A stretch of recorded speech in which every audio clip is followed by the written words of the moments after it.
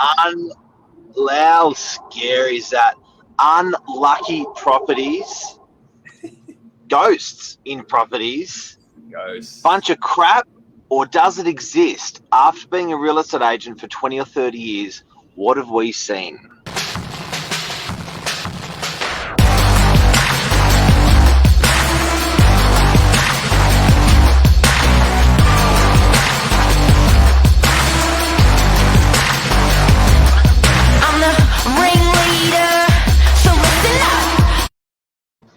Hey, Senor Novak, how you doing? Hey, signora.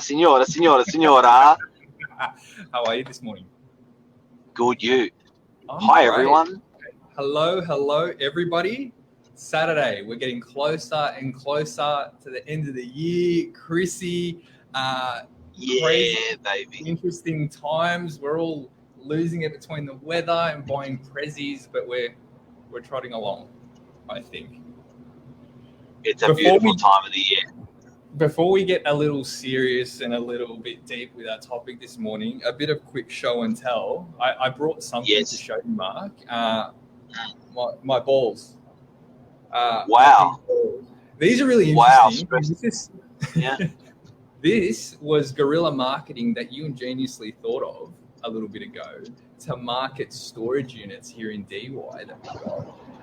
And this was really cool because we went about passing these to people along the street, and it was just such a great way to get people captivated. But I thought, I'd show you my pink balls this morning. Yeah.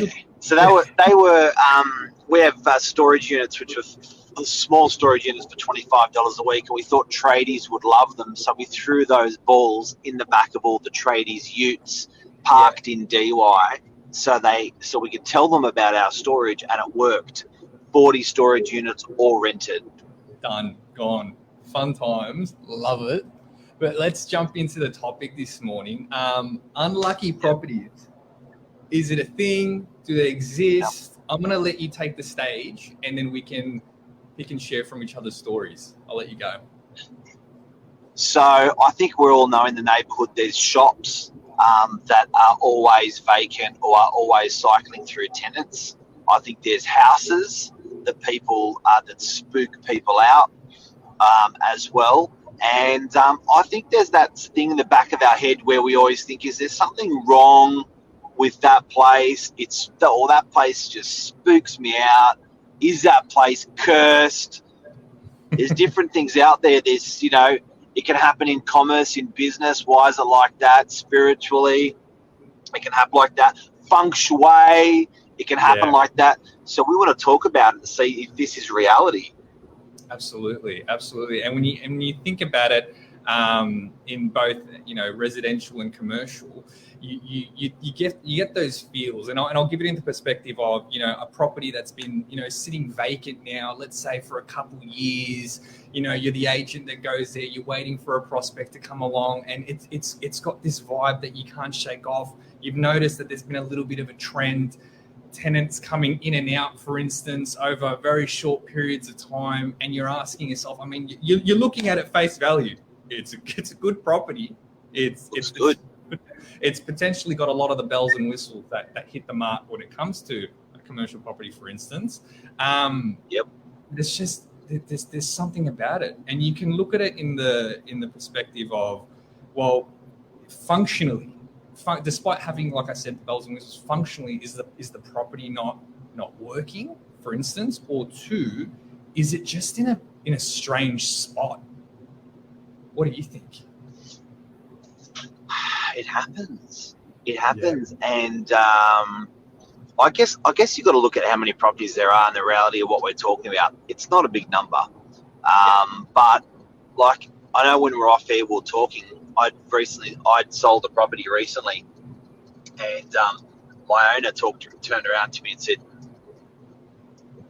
"There's a ghost." I'm like, "Get out!" And he's a pretty cool owner, like not an unusual person at all. Very cool. So it wasn't a personality sort of trait of him to talk like that. Mm-hmm. And I'm like, yeah. And he goes, "No, dude, I'm telling you, there is." I'm like, yeah. And he goes, do me a favour. He said, go look on RP data and show me how many times my house has sold in the last 15, 20 years. And I was like, yeah. And I went on there and literally the house has sold every 18 months for the last 20 years. Sold. And I was like, I've never seen a property sell that much. And he goes, mate, I'm fucking telling you.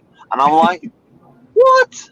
This is like, and he said, yes. He said, mate, we've got the coolest pets, and a cat, dog, whatever, not phased by nothing.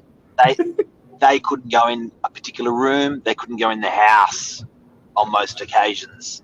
And I was like, no way. Interesting.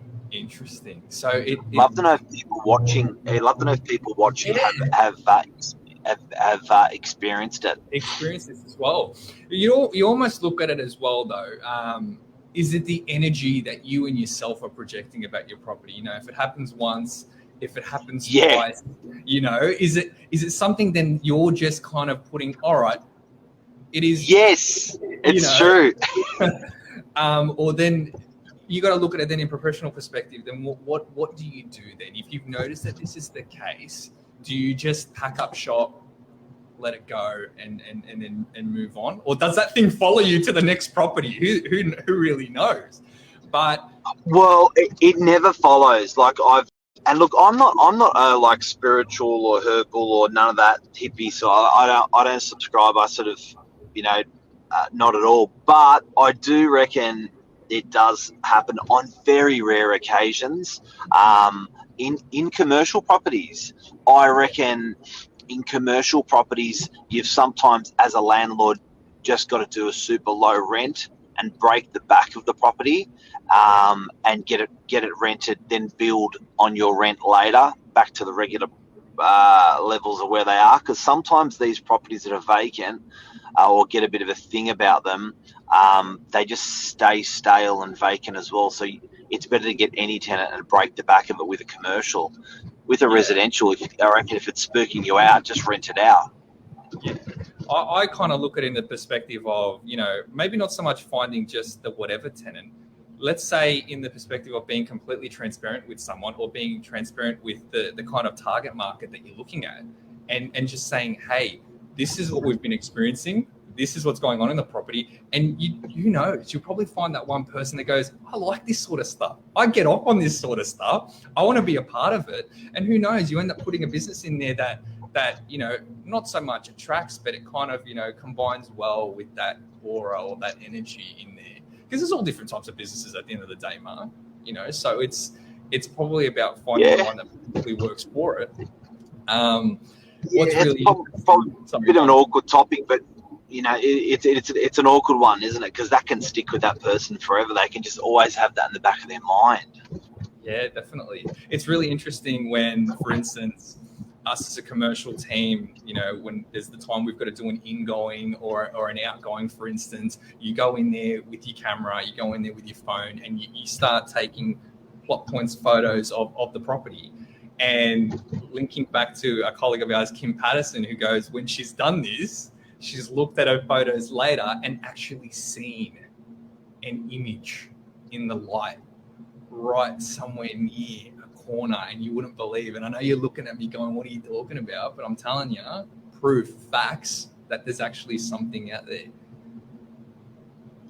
I think it's also what you want to see as well. Frida Bielik, my mother-in-law, says her property in Mullumbimby had a spook in it a few weeks ago. I don't know, she's referring to me. Bless her. But anyway, that's a wrap. I think we got. It's an interesting topic. I love people's feedback on this. I personally think that a property can have bad juju on it. Like, it can be. That the answer is yes. Whether people call it I don't know what you want to call it, but I do think it can happen. But I do think you've got to break the back of it, and the only way to break the back of it is by getting it rented at whatever cost. I had a property in Curl that I was auctioning, and the tenant unfortunately died from a drug overdose inside of the property on auction day. And when that happened, the person who we told everyone, like you suggested, full disclosure, the guy who bought it was an ambulance officer. Wow.